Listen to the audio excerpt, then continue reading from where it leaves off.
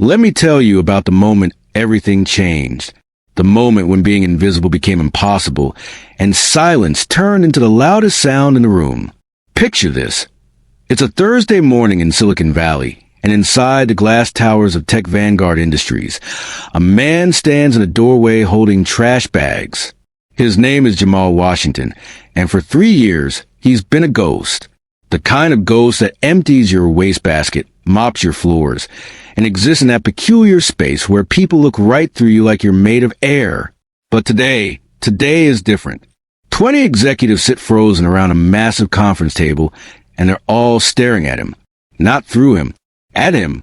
And standing at the head of that table, her diamond bracelet catching the light like a weapon, is Victoria Sterling. A janitor thinks he can fix this. Her voice cuts through the silence like a blade. Sharp, cold, designed to wound. She gestures toward the machine sitting on the table. A $2 million engine that's been broken for 6 weeks. And her lip curls with disgust. God, you even smell like motor oil. Now I need you to feel this moment. Really feel it. Because Jamal's standing there with his weathered hands clutching those trash bags, and every person in that room is looking at him like he's an unwelcome stray dog that wandered in from the street. And Victoria, she's not done yet. Her red Louboutin heels start clicking against a marble floor. Click, click, click, each step bringing her closer, and with each step, the tension in that room gets tighter, like a rope about to snap. She stops right in front of him, close enough that he can smell her perfume, the kind that costs more than his monthly rent. Mixed with something else. Contempt. Pure, undisguised contempt. Here's a deal, maintenance boy, she says, and the way she says maintenance boy makes it sound like the dirtiest words in the English language. Fix this $2 million engine that MIT engineers couldn't repair, and I'll promote you on the spot. She snaps her fingers. Right there, inches from his face. The sound echoes in that silent room like a gunshot. When you fail and security will escort you out permanently. The room holds its breath. And here's what you need to understand. $50 million in contracts depend on this broken machine. $50 million. That's not just money. That's the future of the entire company hanging by a thread. But before I tell you what happened next, you need to understand how we got here. You need to understand what Tech Vanguard Industries really is, and who Victoria Sterling really is, and why this moment, this terrible, beautiful moment, was inevitable.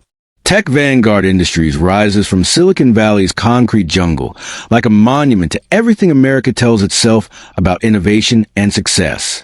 40 stories of glass and steel, housing the country's most promising autonomous vehicle company.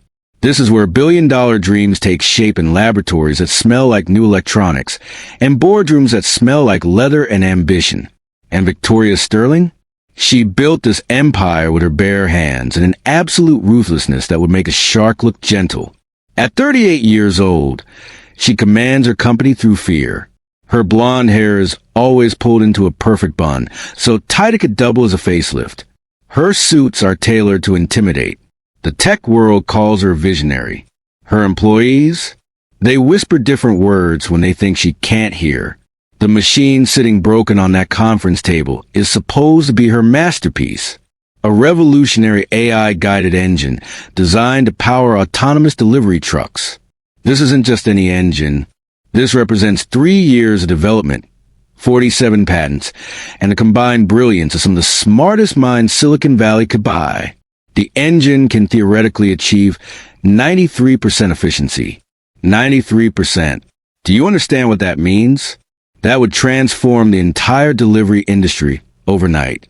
That would make Tech Vanguard not just successful, but dominant. Unstoppable. Except there's one small problem. For 6 weeks, this machine has been broken. And not just broken, mysteriously, maddeningly, impossibly broken. 3 separate teams of Ivy League engineers have tried to fix it. Engineers from Harvard, MIT, Stanford, people with degrees that cost more than most people's houses. They've run 67 diagnostic tests. 67. And every single one has yielded the same result: frustration and mounting desperation. Because here's the thing that's driving everyone crazy. The engine starts. It runs. Everything seems perfect. And then, exactly 14 minutes and 37 seconds later, it overheats and shuts down. Every single time. Like clockwork. With the same cryptic error message. Harmonic disruption detected. 14 minutes. 37 seconds. Every single time. It's like the machine is taunting them, mocking their expensive educations and their impressive resumes and their absolute certainty that they're the smartest people in any room they enter. And Jamal Washington? He's watched all of this unfold from the shadows. For 3 years, he's pushed his maintenance cart through these marble corridors, invisible to the executives who step around him like he's furniture. His official title reads technical consultant, because even Silicon Valley has to pretend it cares about dignity, but everyone knows the truth. He empties trash cans. He mops floors. He endures the daily humiliation of being the most educated janitor in Silicon Valley. Because here's what nobody knows, what nobody's ever bothered to ask. Jamal has an engineering degree. Community college. Sure, not Harvard or MIT, but he graduated top of his class. That degree hangs framed in his studio apartment, a constant reminder of dreams that got deferred by something more important than ambition: his mother's cancer. When Jamal was in his sophomore year, his mother got diagnosed, stage 3 breast cancer. And suddenly, all those plans to transfer to a 4-year university, all those dreams of becoming a real engineer, they evaporated like morning fog under the harsh sun of medical bills. Chemotherapy sessions cost $3,000 each. Insurance covers 60%. The math is simple. The math is devastating. The math doesn't care about your dreams or your potential or your perfectly reasonable desire to become more than someone who empties other people's trash. So Jamal made a choice: his mother's life or his university dreams. And really, when you put it that way, it's not a choice at all, is it? But back to that Thursday morning. Back to the crisis that's been building like a storm nobody could stop. Victoria's morning meetings have been getting progressively more terrifying. Her voice gets louder. Her demands get more unreasonable. Coffee cups accumulate on the conference table like archaeological layers, marking the progression of her desperation. $67 million. She screamed during Tuesday's meeting, her voice carrying through walls that were supposed to be soundproof. That's what we lose if this engine doesn't work by Friday. $67 million that could have bought us market dominance in 3 major cities. The engineers sit there, these graduates of Harvard, MIT, Stanford, frozen in their expensive suits, staring at laptops displaying the same error codes they've been examining for weeks. Their combined annual compensation exceeds $2 million. Their combined student debt probably totals even more. And none of that matters now, because they can't fix this problem, and everyone knows it. Victoria's gaze sweeps the room like searchlights, hunting for someone to blame. And that's when she says it. That's when she looks directly at Jamal, who's quietly refilling the water pitcher like he's done 1,000 times before, and says, "Maybe we employ too many people who don't belong here. Dead weight compromising our entire operation." The comment lands like a slap. Several engineers glance toward Jamal, their expressions mixing embarrassment with something worse: agreement. Because if these brilliant people can't solve the problem, well, maybe it's because there are people like Jamal around. People who don't belong. People who drag everyone else down just by existing in the same space. Jamal pretends not to hear. He's learned that invisibility equals survival in this place. But his engineering mind, that beautiful, brilliant mind that nobody knows he has, can't stop analyzing the problem.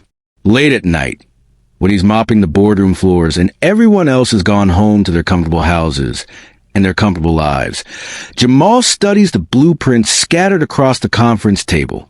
The engineers are too exhausted, too desperate to think about security around a janitor. And really, what could a janitor possibly understand about cutting-edge engineering? But Jamal understands plenty. The technical specifications tell him a story. The engine was built in Munich, Germany, using metric measurements. But the AI calibration software was developed right here in California using imperial units. And that simple difference, that tiny gap between metric and imperial, could create cascading failures that nobody's thought to look for. Because the engineers aren't looking for simple problems. They're looking for complex, sophisticated failures worthy of their complex, sophisticated educations. The pressure keeps building. Security footage shows Victoria deliberately scheduling Jamal's cleaning duties during important investor meetings. She points him out to potential partners, her voice carrying just loud enough for him to hear. We believe in giving everyone opportunities, even our maintenance staff. The tone suggests charity. Benevolence. Look at us, employing people who couldn't make it anywhere else. The emails are worse. Internal communications refer to him as the cleaning guy, despite his official consultant title. There are messages discussing his inevitable termination as a cost-cutting measure. One particularly cruel email thread, started by Victoria herself, speculates about whether he can even read technical documentation.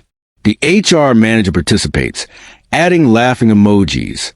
This is Jamal's reality. This is what invisibility looks like from the inside.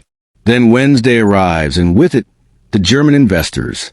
Black Mercedes sedans pull up to Tech Vanguard's entrance like a funeral procession. These men represent 100 million euros in potential funding.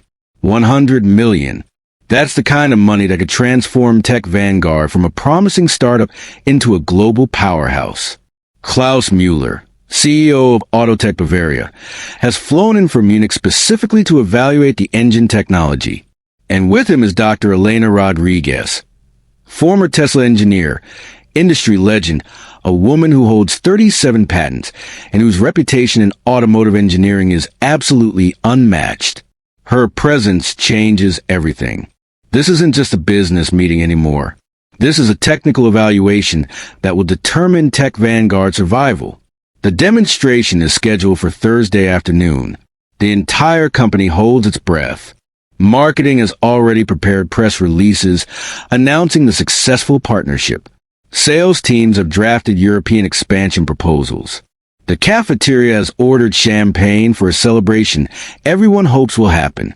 But Thursday morning brings disaster instead. The final diagnostic test fails catastrophically. The boardroom fills with smoke. Fire suppression systems trigger. Engineers stand there dripping wet, their expensive equipment ruined, their reputations hanging by threads thinner than spider silk. Klaus Müller watches with German stoicism, his face revealing nothing. Dr. Rodriguez takes detailed notes, her pen moving with sharp, precise strokes. The other investors exchange glances that clearly say, our private jets might be leaving earlier than planned. That's when Victoria makes her decision. She calls an emergency company-wide meeting. 200 employees pack into the main auditorium, their faces reflecting various stages of panic and resignation. The German investors sit in the front row, expressions unreadable behind designer glasses. And Jamal? He stands in the back near the emergency exits. Invisible as always. Ladies and gentlemen, Victoria begins, her voice steady despite the trembling in her hands. We face our greatest challenge.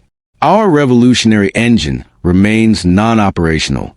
Our engineering teams have exhausted conventional solutions. She pauses, letting the weight of failure settle on the room like dust.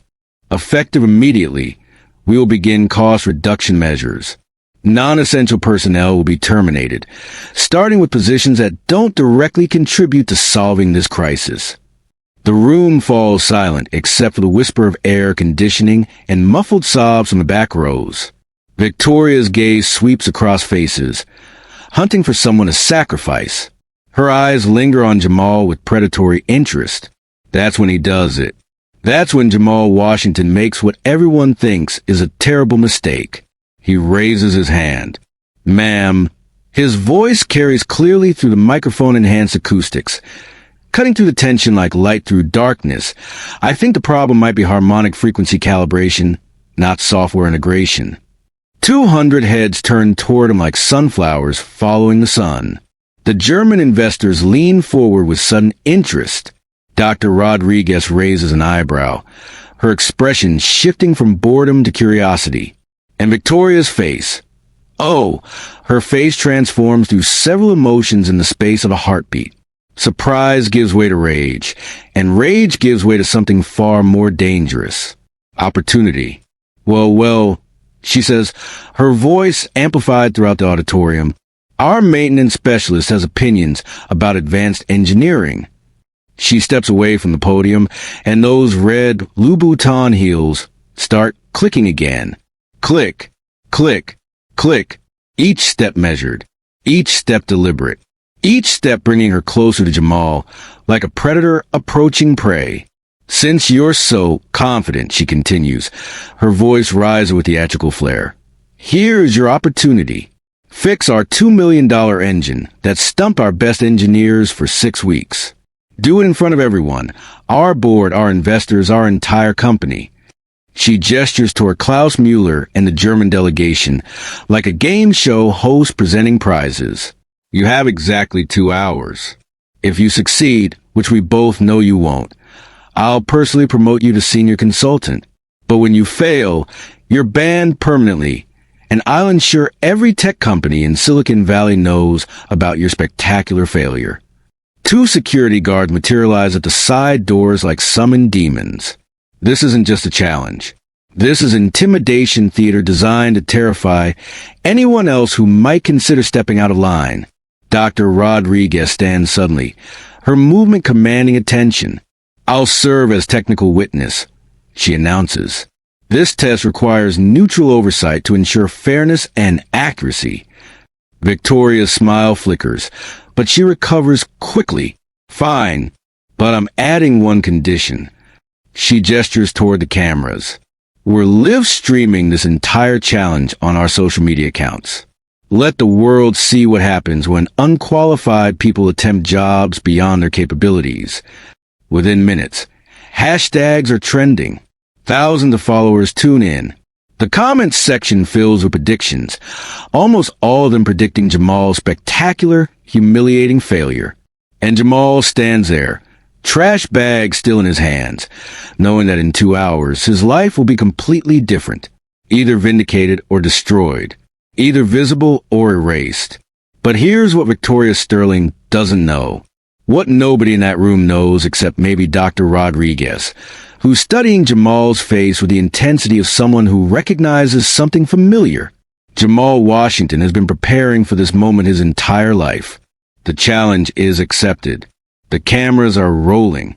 The world is watching. And the real story? The real story is just beginning. Before I tell you what happened in that boardroom, before I show you how Jamal approached that $2 million engine with 200 people watching and his entire future hanging in the balance, you need to understand something important. You need to understand who Jamal Washington really is. Because here's the truth about invisible people. And I mean truly invisible, the kind of invisible that comes from wearing the wrong uniform in the right building. They all have stories. Stories that nobody asks about. Stories that get buried under assumptions and judgments and the casual cruelty of people who think a job title defines human worth. Jamal's story doesn't begin at Tech Vanguard Industries. It doesn't begin with maintenance carts and marble floors and a particular kind of exhaustion that comes from being treated like furniture for 3 years straight. It begins in Detroit, 1995, in a garage on 8 Mile Road. Picture a 12-year-old boy with his face pressed against a grease-stained window, watching magic happen. His grandfather, Samuel Washington, is bent over the hood of a broken Mustang, his weathered hands moving with the kind of precision that looks like art. The Mustang has been declared dead by 3 other mechanics. They all said the same thing. It's done. Time to junk it. But Samuel sees something they don't. His fingers trace the engine block with the tenderness of a doctor examining a patient, feeling for something that diagnostic equipment can't measure. "Come here, boy," Samuel calls without looking up. His voice carries that particular accent of someone who learned English as a second language of survival, who mastered it through sheer determination. Time you learn something useful. That summer changed everything. While other kids were playing video games and riding bikes and doing all the things 12-year-olds do when school's out and the world feels infinite, Jamal spent his days in what he'd later call the Cathedral of Grease and Steel. That's what his grandfather's garage was, a cathedral. A holy place where broken things got resurrected and impossible problems got solved through a combination of knowledge, intuition, and something that can't be taught in any classroom. Samuel Washington had been one of the first black foremen at Ford Motor Company. Think about what that means. This was the 1970s. The auto industry wasn't exactly rolling out the welcome mat for men who looked like Samuel, but he'd earned his position through something that couldn't be denied, couldn't be argued with, couldn't be dismissed. Undeniable competence. "Listen close," Samuel would say, placing Jamal's small hand on a running engine. The vibration would travel up Jamal's arm like music through bone. "This machine's got a heartbeat. Feel that rhythm? That's 4 cylinders talking to each other. 8,000 explosions per minute, all working in perfect harmony." The old man's philosophy was simple but profound. "Son, an engine doesn't care about your diploma or your skin color. It only responds to those who truly listen to its heartbeat. Respect the machine, understand its language, and it'll never lie to you." And that right there, that's the key to everything that happens later. That's the foundation of who Jamal becomes. Samuel taught him to diagnose problems through sound, through vibration, even through smell. A slight irregularity in engine rhythm could indicate worn bearings. A particular scent, sweet and sharp, might reveal oil degradation or coolant leaks. These weren't skills from textbooks. This was inherited wisdom, passed down through generations of men who understood that machines had souls, that they communicated if you were patient enough to learn their language. But Samuel taught Jamal more than just mechanics. He taught him about dignity in a world designed to strip it away. "White folks go to test you twice as hard," Samuel told him during one of those long summer afternoons, while they rebuilt a transmission that certified mechanics had given up on. "Going to assume you're half as smart. But engines don't lie, boy." He fitted a gear into place with surgeon-like precision, then looked at Jamal with eyes that had seen too much, but somehow remained kind. When you fix something they couldn't, when you solve a problem that stumped people with fancy degrees and expensive tools, suddenly your color doesn't matter so much. Suddenly, they have to respect the work, even if they don't want to respect the worker. By the time Jamal was 16, he could tear down and rebuild entire engines blindfolded. He understood the intricate dance of pistons, valves, and timing chains better than most automotive engineers with decades of experience.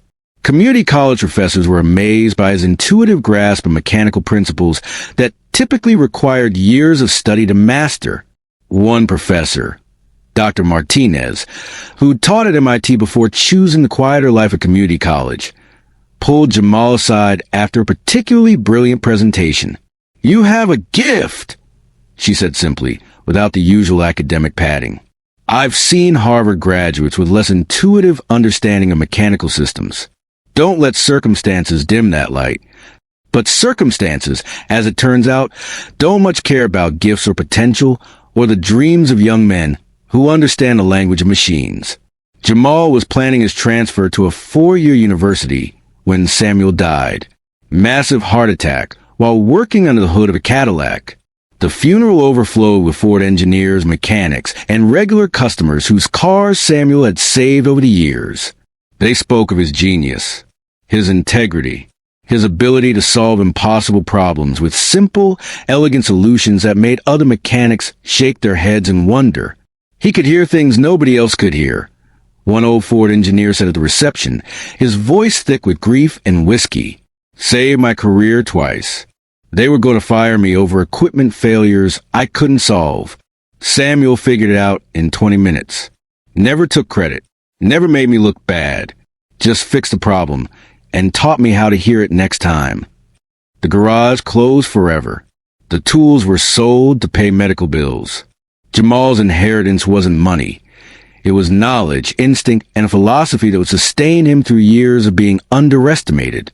Then came his sophomore year of community college, and with it, the phone call that would change everything. His mother, Denise Washington, stage 3 breast cancer. I need you to feel that moment. Really feel it. Because Jamal's sitting in his engineering class, learning about thermodynamics and efficiency calculations, when his phone buzzes.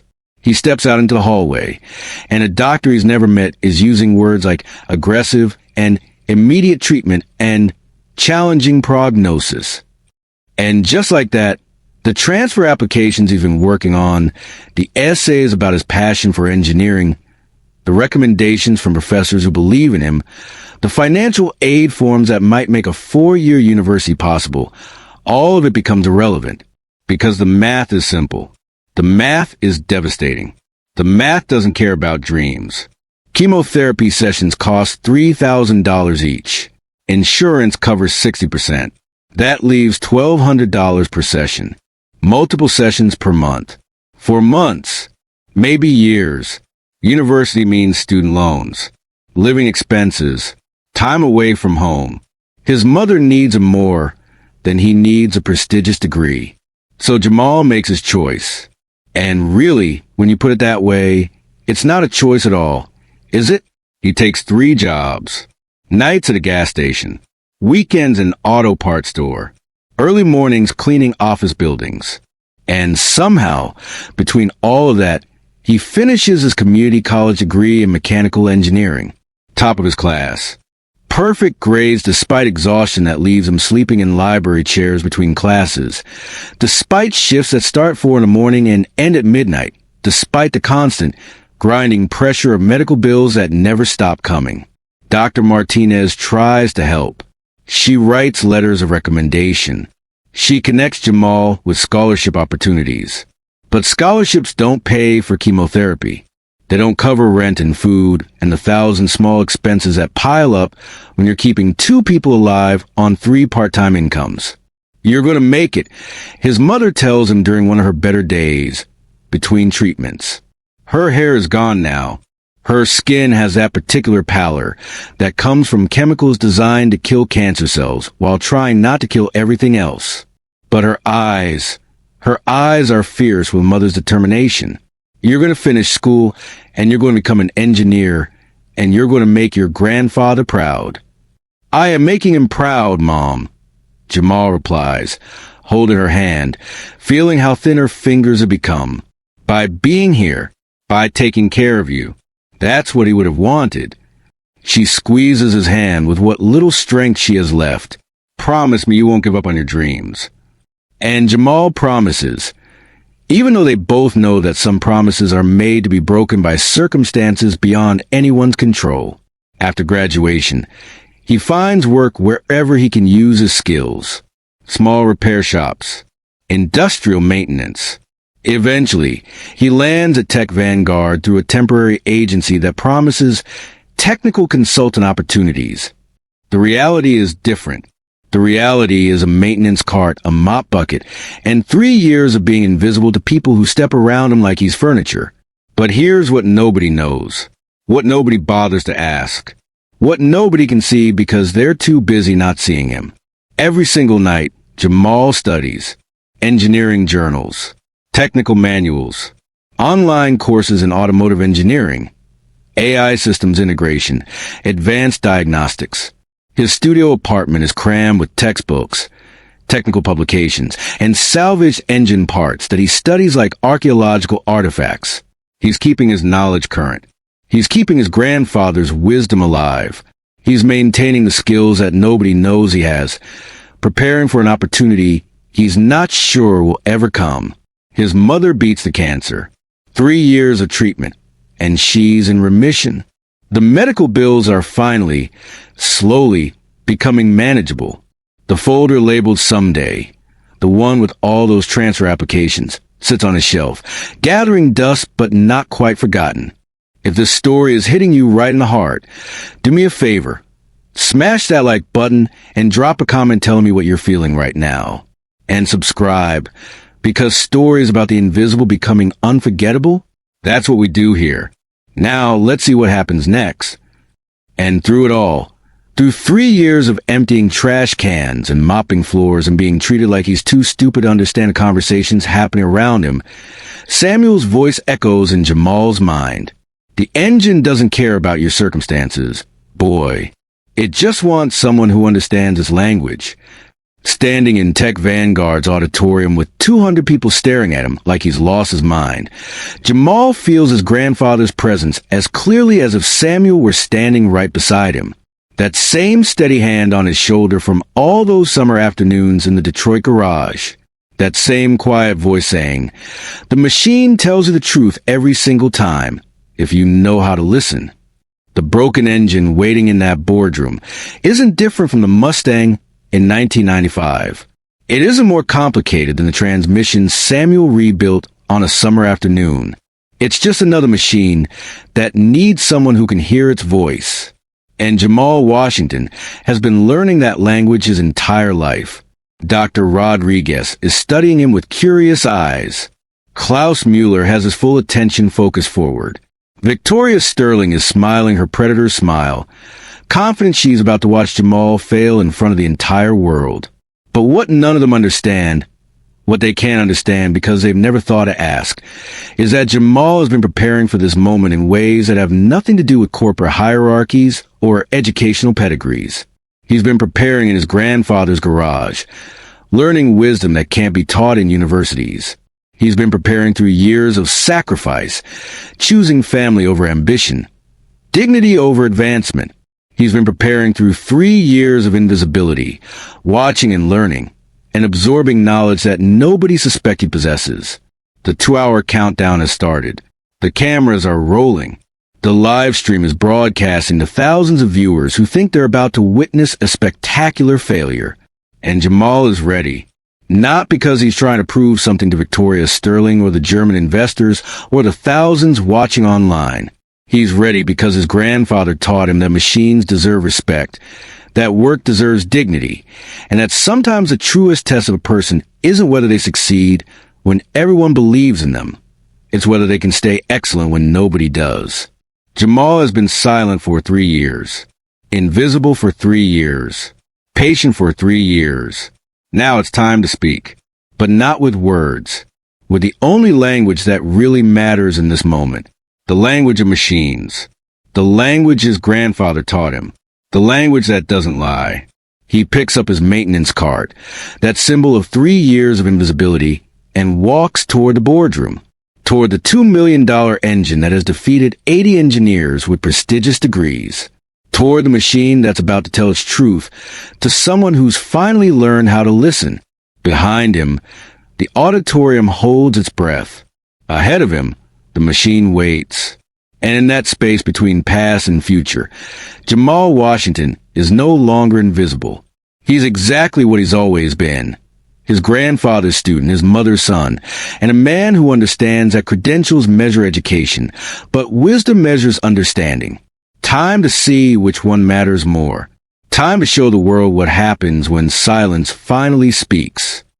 2 hours. That's all Jamal has to prove himself, or lose everything. The boardroom has transformed into something that feels like a courtroom and a theater stage all at once.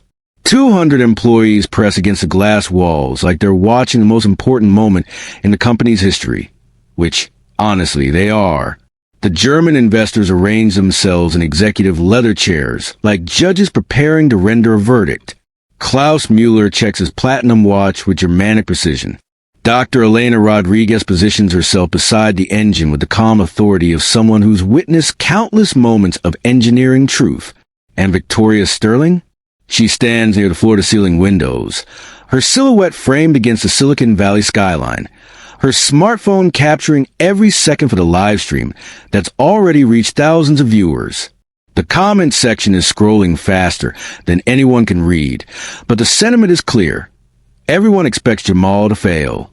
Everyone except maybe Dr. Rodriguez, who's watching him with an expression that suggests she's seen something familiar in his eyes.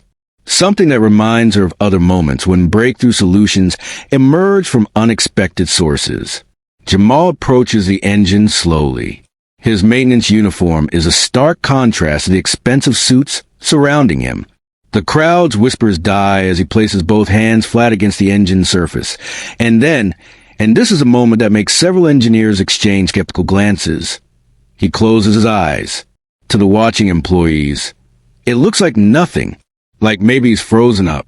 Like maybe he's already defeated before he's even begun. But Jamal isn't frozen. He's listening. He's doing exactly what Samuel taught him to do in that Detroit garage all those years ago. He's feeling the machine's heartbeat through his palms. He's sensing vibrations that don't show up on diagnostic screens.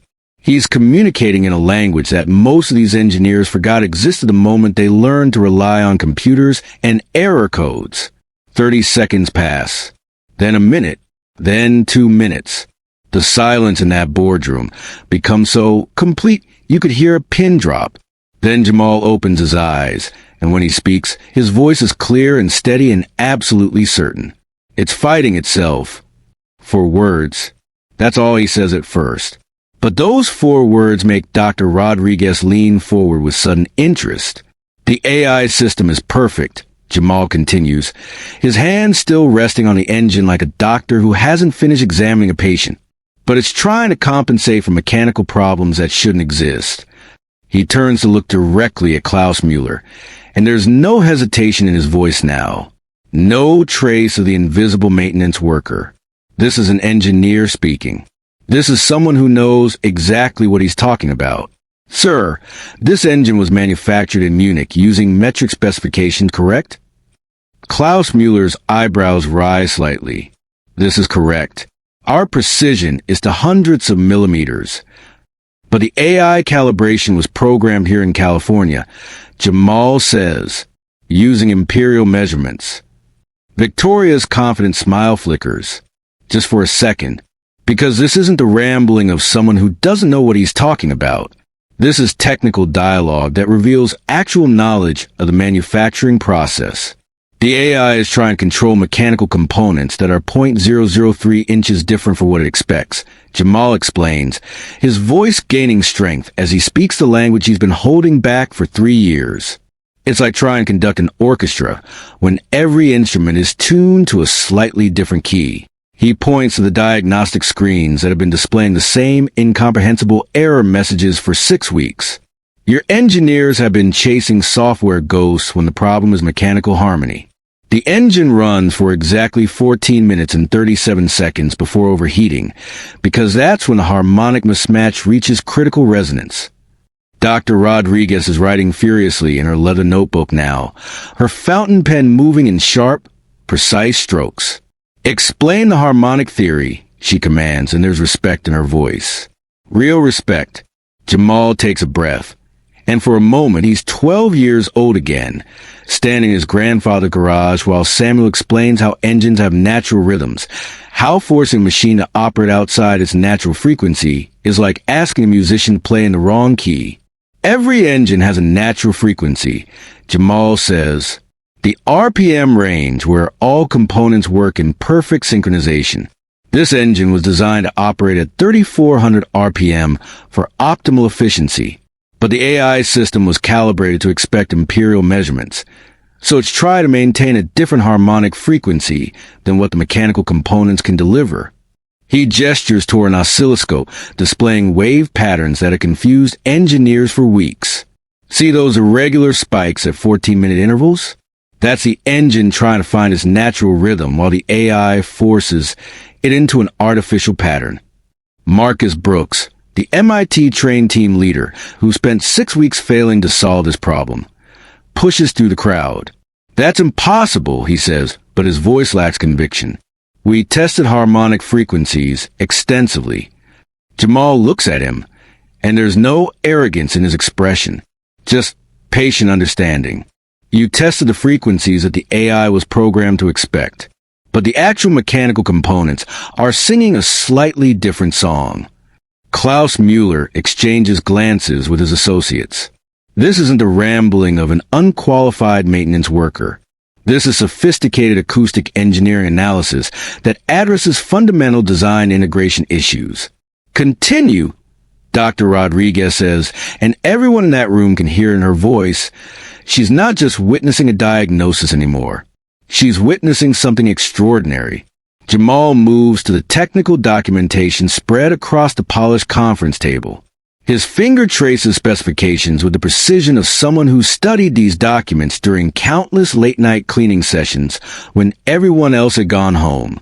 The crankshaft was machined in Munich to 87.63 millimeters diameter, he says, pointing to German engineering specifications. But the AI calibration assumes 3.45 inches, which converts to 87.63 millimeters. Mathematically identical, but mechanically different. Dr. Rodriguez leans over blueprints, following his calculations. Explain. Manufacturing tolerance, Jamal says, and now there's passion in his voice. The passion of someone who's finally getting to speak about something he understands deeply. In Germany, tolerance allows plus or minus 0.001 millimeters. American tolerance typically allows plus or minus 0.005 inches, which is roughly 0.127 millimeters.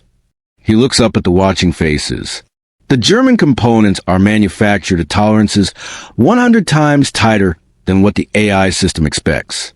So the AI constantly microadjusts, try to compensate for imprecisions that don't actually exist.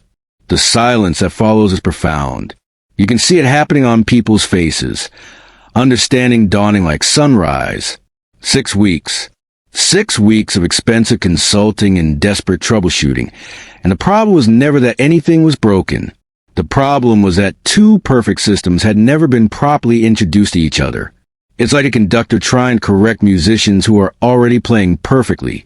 Jamal continues. The AI and the engine are both performing flawlessly, but they're performing to different rhythms. Marcus Brooks is staring at the diagnostic screens like he's seeing them for the first time. The tolerance differential creates cumulative timing errors, he mutters, his MIT training finally connected with Jamal's intuitive analysis. Victoria's livestream comments are exploding. Engineers from Tesla and Ford have joined the conversation. The video is being shared across professional networks. People are watching something unprecedented. A maintenance worker explaining complex engineering concepts that teams of credentialed experts had missed. So how do we fix it? Dr. Rodriguez asks, and the question hangs in the air like a challenge. This is the moment. This is where Jamal either proves he's not just good at diagnosis, but actually understands engineering solutions. This is where he validates 3 years of studying alone in his apartment, maintaining knowledge nobody knew he possessed. Jamal walks to a storage cabinet containing spare parts. He scans the shelves with practiced efficiency. The efficiency of someone who spent 3 years finding the right supplies in cluttered spaces, and selects what appears to be a simple metal disc about the size of a hockey puck, perforated with carefully calculated holes. A harmonic dampener, he explains, holding the component up for everyone to see. Victoria's voice crackles through the boardroom speakers. She's been watching from her position by the windows, and her confusion is evident. You're suggesting a $50 part can solve a problem that's cost us 6 weeks and millions in consulting fees? Jamal turns to face her, and for the first time in 3 years, he looks her directly in the eyes as an equal. Sometimes the most elegant engineering solutions are the simplest. The AI and the engine are both perfect. They just need a translator to help them communicate effectively. He begins installing the dampener, and his hands move with the confident precision of someone who's rebuilt countless engines, not in sterile laboratories with expensive tools, but in Detroit garages and community college workshops and late-night apartment complex maintenance sessions where you learn to make do with whatever's available. Dr. Rodriguez watches every movement with professional fascination. Where did you learn harmonic resonance engineering? Jamal doesn't look up from his work. My grandfather taught me that engines have souls. You can't fix a soul with software updates. You have to listen to what it's trying to tell you, then help it find its natural rhythm. The installation takes 14 minutes. The dampener fits perfectly into existing mounting points, requiring no modifications to the original design. It's engineering elegance at its purest, solving complex problems through simple, intuitive solutions. Ready for testing, Jamal announces, stepping back from the engine. Dr. Rodriguez checks the diagnostic equipment one final time. Klaus Mueller notes the elapsed time on his watch. 1 hour and 47 minutes. 13 minutes to spare. The room falls absolutely silent. 67 previous attempts have failed. Can a maintenance worker with a community college degree succeed where MIT graduates failed? Start the engine, Dr. Rodriguez commands. This is it, the moment of truth. Everything he's learned, everything his grandfather taught him about listening to machines and respecting their language, all comes down to this. Jamal turns the ignition key. The engine roars to life, filling the boardroom with mechanical thunder. But immediately, unmistakably, something is different. The harsh, irregular knocking that plagued the engine for 6 weeks is gone. In its place is a smooth, powerful purr. The sound of 8 cylinders firing in perfect synchronization.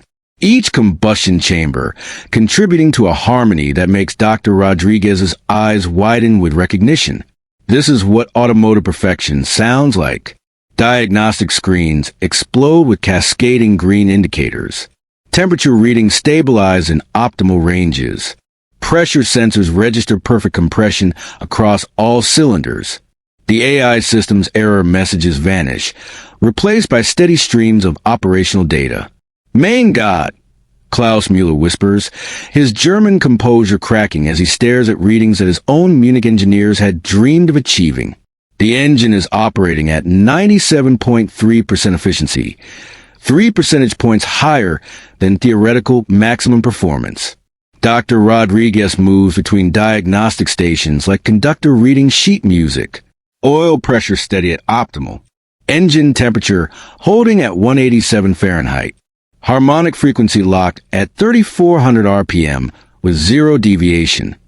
She looks up at Jamal with something approaching reverence. In 40 years of automotive engineering, I've never seen diagnostic readings this clean. But the real test is still coming. Victoria, her face pale with growing realization, demands a full operational challenge. Fine, it's running. But can it actually power our autonomous vehicle systems under real-world conditions? Through the floor-to-ceiling windows, employees can see Tech Vanguard's prototype delivery truck parked in the courtyard below. The vehicle that sat motionless for 6 weeks. Jamal nods toward the truck with quiet confidence. Let's see what she can do. The engine's power flows through transmission systems and computerized networks with the smoothness of water finding its level. Dashboard lights illuminate in sequence. The autonomous vehicle's brain comes online for the first time in 6 weeks. The crowd presses against the windows as the truck's headlights brighten. Slowly, ceremonially, the vehicle begins to move. It backs out of its parking space with computer-controlled precision, navigates around landscaping obstacles, executes a flawless parallel parking maneuver. Spontaneous applause erupts from the watching employees. For 42 minutes, the engine runs without a single irregularity. The dreaded 14-minute shutdown point passes without incident. 20 minutes beyond that. 30. The systems continue operating with German engineering precision, powered by American innovation, guided by Detroit mechanical wisdom. Klaus Mueller's assistant is typing furiously on her tablet, documenting performance metrics that exceed every specification in their original investment proposal. The other German investors huddle in rapid conversation, their expressions shifting from skepticism to amazement to barely contained excitement. Victoria's live stream has attracted over 50,000 viewers. The comments section is scrolling too rapidly to read, but the sentiment has completely reversed. This isn't failure. This is triumph. This is vindication. This is a maintenance worker solving problems that stump teams of credentialed experts, and the world is watching it happen in real time. Shut it down, Dr. Rodriguez finally commands. We've seen enough. The engine settles into silence with a satisfied sigh of machinery that's finally found its purpose. The diagnostic screens maintain their green glow for several seconds before fading to standby mode. The boardroom remains silent for long moments as the magnitude of what just occurred settles into collective consciousness. Then Dr. Rodriguez walks across the room and extends her hand to Jamal. "That was extraordinary engineering intuition," she says, loud enough for every camera to capture. "Where others saw software problems, you heard mechanical poetry. Your solution was elegant, cost-effective, and brilliant." Klaus Mueller approaches next, his handshake firm with German approval. "Herr Washington, your diagnostic methodology impressed our entire delegation. This is the kind of innovative thinking that builds industrial partnerships." He pauses, checking notes on his assistant's tablet. "We are prepared to increase our investment commitment by 20%, contingent on your leadership of our European engine development program." 20%. That's an additional 20 million euros. That's the kind of money that transforms companies from promising startups into global powerhouses. And standing by the windows, her smartphone still recording, Victoria Sterling is frozen. The live stream that was supposed to capture Jamal's humiliation has become a document of her spectacular misjudgment. Over 100,000 viewers have witnessed not his failure, but his triumph, and by extension, her catastrophic failure of leadership. The consequences come swiftly. The board doesn't waste time.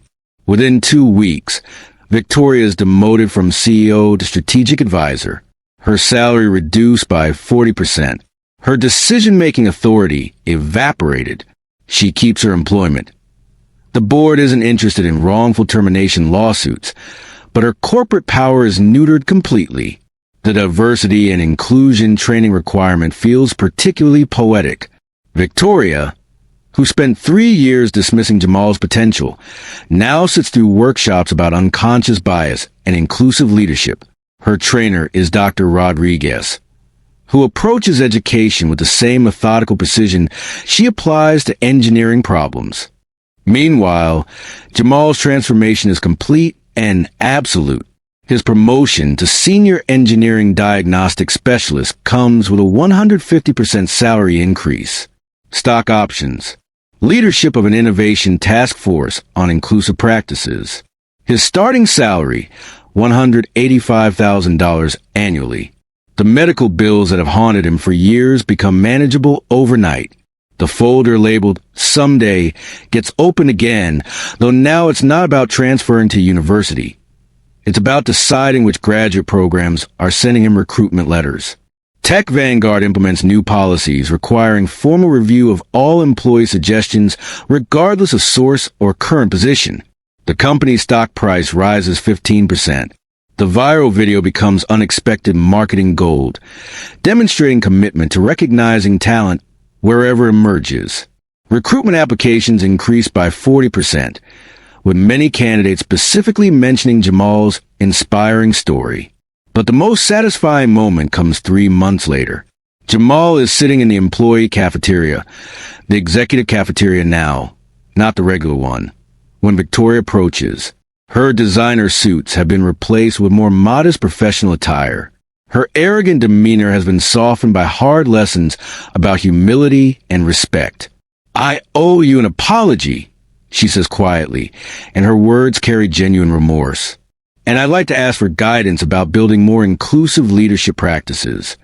Jamal looks at her with the same grace his grandfather showed to customers who'd initially doubted his mechanical expertise. "Everyone deserves a chance to grow, Victoria. The question is whether you're ready to listen with the same attention you'd give to a machine that needs repair."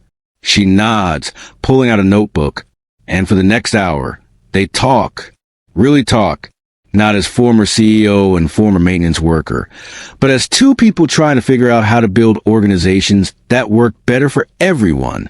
6 months after that Thursday in the boardroom, Jamal Washington stands in Tech Vanguard's expanded engineering facility, a new building funded partially by the successful German partnership, watching technicians install equipment for European autonomous vehicle production. The systems hum with perfect harmony, metric and imperial measurements working together through the dampening technology Jamal pioneered. Swiss precision synchronized with American innovation. Different standards, different approaches, same goal, excellence. Dr. Rodriguez has become his official mentor. Their collaboration has produced 3 revolutionary patents in propulsion harmonics. They presented papers at international conferences where Jamal, once invisible in his own building, is now recognized as an emerging leader in cross-platform system integration. His apartment has changed too. The framed community college diploma still hangs on the wall, but it has company now, patents with his name on them, industry awards. A photograph of him shaking hands with Klaus Mueller at the Munich Auto Show. But the most treasured addition is a photograph of his grandfather's garage on 8 Mile Road, taken the summer Jamal turned 12. You can just barely see them through the window, an old man and a young boy, heads bent together over an engine, learning the language that machines speak to those who know how to listen. Jamal went back to that garage after his promotion. It's abandoned now. Windows broken, the hand-painted sign faded almost to invisibility. The neighborhood has changed. But standing in that dusty space where he learned everything that mattered, Jamal could still hear his grandfather's voice. Respect the machine, understand its language, and it'll never deceive you. Samuel Washington had been right about more than machines. The same principle applies to people, to organizations, to entire industries. Respect them. Listen to them. Understand that communication happens in many languages. And just because someone doesn't speak the dialect you expect doesn't mean they have nothing important to say. The world is full of Jamal Washingtons. Talented people doing work below their capability. Expertise hidden behind wrong uniforms or wrong zip codes or wrong credentials. People who could solve impossible problems if anyone bothered to ask. If anyone bothered to listen. If anyone bothered to see them as people rather than positions. Sometimes the most powerful expertise comes wrapped in the most unexpected packages. Sometimes genius wears a maintenance uniform and pushes a cart through marble hallways while everyone looks right through it. And sometimes, just sometimes, that genius gets a chance to prove that credentials measure education, but wisdom measures understanding. The question was never who had the degrees. It was always who had the dedication to truly hear what the machine was trying to say. Jamal Washington heard it, and in hearing it, he reminded the world of something it keeps forgetting. That talent doesn't always arrive with the right pedigree. That expertise doesn't always with the right uniform. And that sometimes the most revolutionary act is simply seeing people who've been invisible all along. The engine hums in perfect harmony. Just like Samuel promised all those years ago in a Detroit garage. Truth speaks in many languages. You just have to be willing to listen.